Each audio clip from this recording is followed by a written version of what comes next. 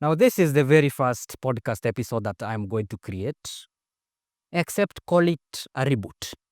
All right, let's start it off now. As we talk about this topic, as you've seen in the title, it's more full-blown than ever. I wish I could have talked more on that thing.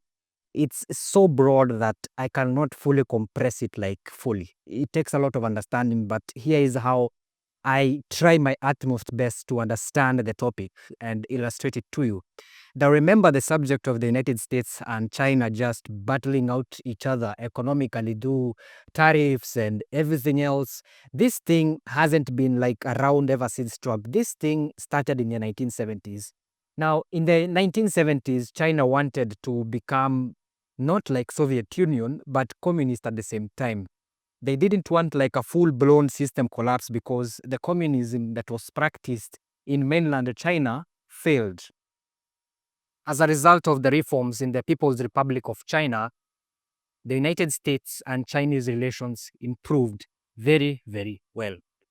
Now, fast forward to 2001, where China joined the World Trade Organization. Well, the reason why they joined the organization is because of the United States-China Relations Act of 2000. I hope I didn't butcher the name well.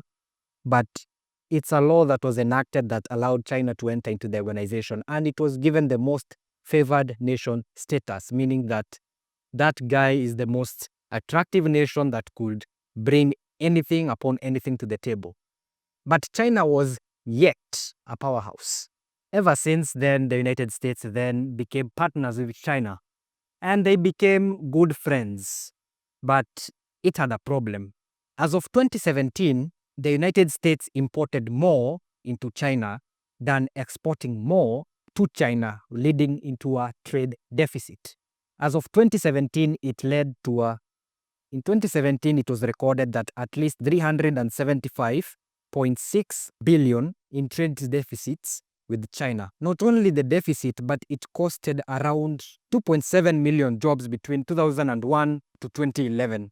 The Americans accused the Chinese of large-scale subsidies, as well as inflexible subsidies, as well as exports at dumping prices. Not only that, but large-scale efforts by the Chinese brought the US global position to consideration. Remember the Belt and Road Movement, Made in China 2025, as well as the formation of the Asian Infrastructure Investment Bank. So in the US, there's been a big debate, like tariffs or no tariffs.